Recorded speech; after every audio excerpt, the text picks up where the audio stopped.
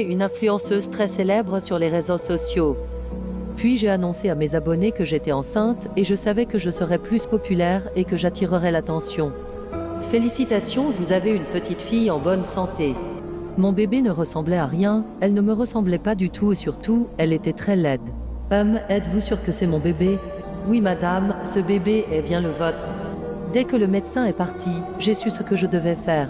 Quelques jours plus tard, je l'ai amenée à la plage. Puis je l'ai pris dans mes bras, amenée jusqu'au pont, avant de la jeter dans l'eau. Je n'ai senti aucun regret ou culpabilité après ça. Quelques années plus tard, je suis retombée enceinte.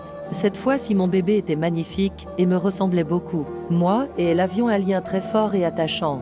Puis un jour, j'ai décidé de la mener à mon endroit préféré, la plage. Mais dès que nous sommes arrivés, elle a commencé à pleurer. J'ai essayé de la calmer, mais elle continuait.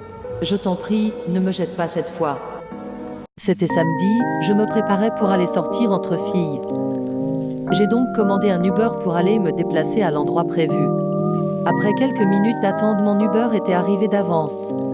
J'étais très contente car cela m'a fait gagner du temps. Je suis montée dans la voiture quand soudain je reçois un mail disant que mon Uber était arrivé mais qu'il ne me trouvait pas. Alors j'ai vite compris que ce n'était tout simplement pas un Uber. J'avais déménagé dans un appartement apparemment hanté.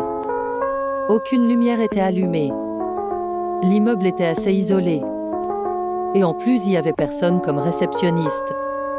Après une longue journée à ranger mes objets dans mon logement, je suis finalement allée dormir. Mais tout d'un coup, je me suis retrouvée à parler avec une personne.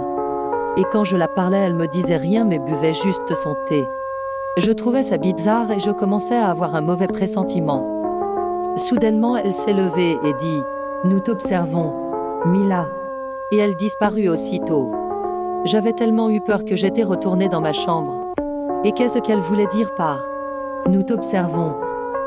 Le lendemain, j'étais heureuse de découvrir que c'était qu'un cauchemar.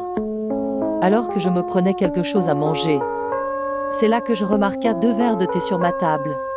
Donc, elle disait vrai.